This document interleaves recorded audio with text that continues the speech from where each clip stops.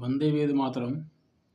नैमिषारण्य में जब 88,000 शौनकादिक ऋषियों ने सूत जी महाराज से कल्याण का मार्ग पूछा और कृष्ण संबंधी कथाएं सुनना चाहिए, तो इस पर सूत जी बड़े प्रसन्न हुए और उन्होंने कहा कि भगवान कृष्ण से संबंधित प्रश्न पूछने वाला, सुनने वाला और उसका जवाब पाने वाला, जो प्रश्न करे, जो प्रश्न का जवाब दे और उसका उत्तर जो सब सुने, सबका कल्याण हो जाता है।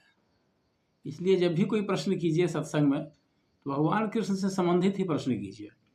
और सूत जी महाराज बड़े प्रसन्न होकर कहा कि स वै पुंसाम परो धर्म यतो भक्ति रधोक्षजे अहेतुक्य अप्रतिहता या आत्मा संप्रसिद्धति। उसने कहा कि सवै पुंसाम परो धर्म, मनुष्य का परम धर्म यही है कि उसे भगवान श्री कृष्ण की भक्ति प्राप्त हो।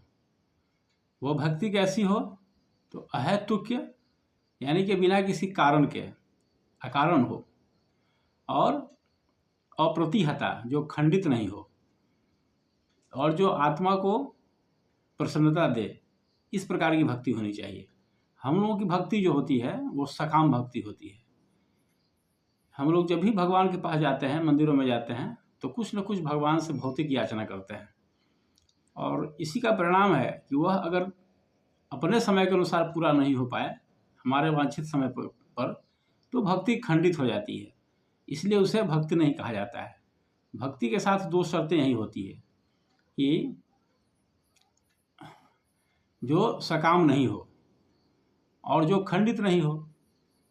तो यही दो शर्तों के साथ अगर हम भक्ति करते हैं तो हम कहें कि हम भगवान के भक्त हैं। नहीं तो एक सामान्य याचक में और हम में कोई फर्क नहीं होता है। और ये मनुष्य जीवन का परम धर्म यही है।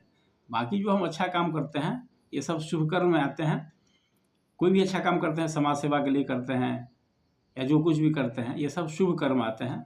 लेकिन ये परम धर्म नहीं है। यह धर्म कह सकते हैं, लौकिक धर्म है, परम धर्म नहीं कहा जाएगा।